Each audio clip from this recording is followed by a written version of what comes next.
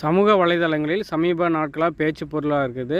News Tamil 24x7 channel நடத்திய தேர்தல் களம், அதாவது யார் போட்டிடுறாங்களோ அவங்கள வந்து பேச வைக்க, அவங்களுடைய தொகுதியில் மாவட்டத்தில் அவங்க வந்து பேச வைக்கிறது, கொள்கை கோட்பாட்டை விளக்குறது.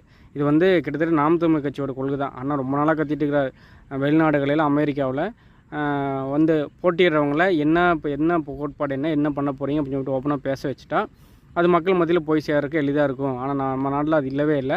அதையும் முழுதாக நாம் தமிழ் இதை நியூஸ் தமிழ் வந்து முன்னெடுத்து அருமையாக அதை எளிமையாக கொண்டு போய் 4 பேர் அந்த வேட்பாளர் அந்த ஊரில் அந்த மாவட்டத்தில் என்ன பிரச்சனை சொல்லிட்டு அருமையாக பேச வைக்கிறாங்க. இது வந்து சிறப்பான முன்னெடுப்பு. உண்மையால் நியூஸ் தமிழுக்கு வாழ்த்துக்கள். ஏன் அப்படின்னா பல்வேறு விஷயங்கள் போடாத சேனல்களாக இப்போ காட்டுது. பல்வேறு விஷயங்களை நியூஸ் தமிழ் காட்டுறாங்க. அதில் ஒன்று என்னென்னா, கனிம வள கொள்ளைக்கு எதிராக எல்லாம் கொள்ளையடிச்சு தள்ளுறாங்க. என்ன பணம் சேர்த்து வச்சாலும் மழை இல்லைன்னா முடிஞ்சு. மழையெல்லாம் அள்ளி சாப்பிட்டா மழையின்றி அமையாத நீரின்றி அமையாத உலகான எல்லாத்தையும் வெட்டி எல்லாம் சாப்பிட்டு தள்ளுறாங்க.